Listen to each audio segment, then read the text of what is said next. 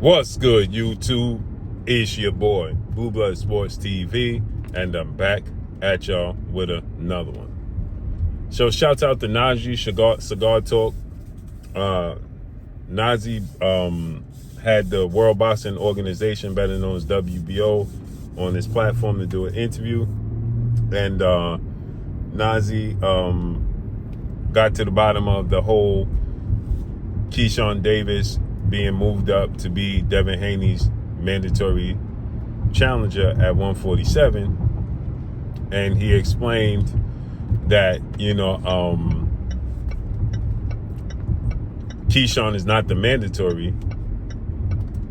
Officially, he's not officially the mandatory challenger for Devin Haney as of yet. But he's the number one ranked contender. The WBO has not, I repeat, the WBO has not officially ordered Keyshawn Davis as Devin Haney's mandatory, right? So a lot of people are saying, fight Keyshawn Davis. Keyshawn is your mandatory, X, Y, and Z. And Bill said the other day, Keyshawn is not my mandatory, not our mandatory yet. And people hit me up saying Bill was lying, Bill is capping, Keyshawn is his mandatory. I mean, people just take whatever they want, whatever narratives they want, because they don't like Bill Haney and Devin Haney, and they make it, they put a spin on it, right? So with that said, he breaks down that, no, he's not the mandatory, but he's the number one challenger. And he broke down the reason for it, why they elevated him, to 147-pound champion. Or is that something that's coming? No, the answer to that question is no. It hasn't been formally mandated. Although the WBO, through its championship committee, has designated Keyshawn as the mandatory. However, there has been some concerns, some objections from the fans and other industry components, which could be considered legitimate, as to how Keyshawn from 140 being installed number one in 147, right? And it's very good that we respond to that question, because sometimes the fans are not knowledgeable to the extent of how these determinations come about, right? So, per the WBO rules and the Association of Boxing Commission's ratings, guidelines for criteria, when a fighter has satisfied at least, or has completed or engaged or participated in either 4 fights scheduled for 10 rounds or 2 fights scheduled for 12 rounds, and that fighter has faced either a rated contender, his level of opposition, activity, his record, he could be considered in a top rating position, right? From 1 to 15. Those are guidelines to reduce the subjectivity in a rating structure, which is subjective in nature. So it's not perfect, right? Those are guidelines to you to take them in consideration for a rating structure, right? So it is important to highlight that per the WBO rules, when you have either a current champion or a former champion, who in this case, Keyshawn, he's undefeated, former world champion in lightweight.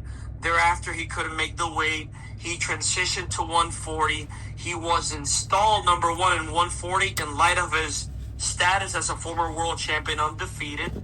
Per our rules and a policy per the WBO, when you have a champion or a former champion who has been undefeated and has satisfied other criteria, decides to move up or move down, he could be installed number one and be the mandatory, right? We had a similar scenario in the past with Crawford.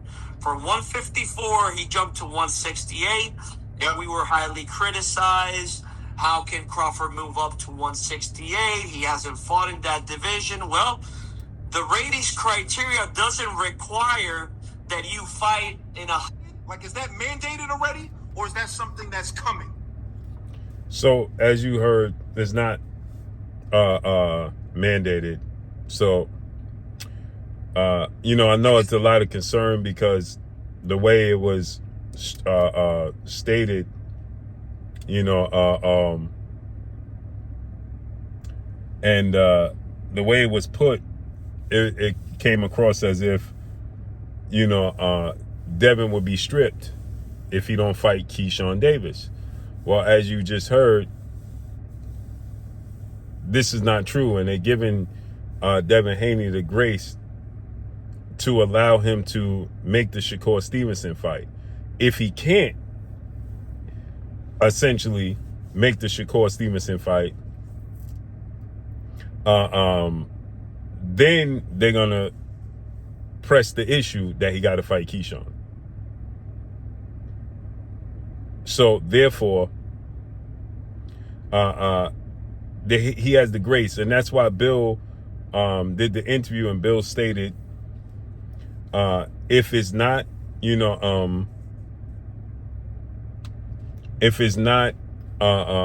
Shakur, then we will be fighting Keyshawn. That's why Bill said that, right? Bill put up the post, and he said, if it's not Shakur, and he said that it looks like that ship is sinking, right? And he said that, if it's not Shakur, then it will definitely be Keyshawn. He was on the horn with Keyshawn Davis's trainer, and he stated that y'all better be getting ready because we paying attention to y'all very closely. You know what I'm saying? We studying y'all, right? So therefore, either we're going to get Devin versus Shakur, which look like it ain't happening, or we're going to get Devin versus Keyshawn. So everybody should be happy. One way or another, you should be happy with the outcome, with the results, period. So the WBO just explained that if he fights Shakur, he will not be stripped. But he can't not fight Shakur and then fight somebody else. Then they're going to be like, well, you got to fight Keyshawn. So it's explained. So let's see how this unfolds and plays out. But that's all I got for y'all. Follow me on Instagram at Blue Blood Sports TV, all one word. I'm gone. Peace.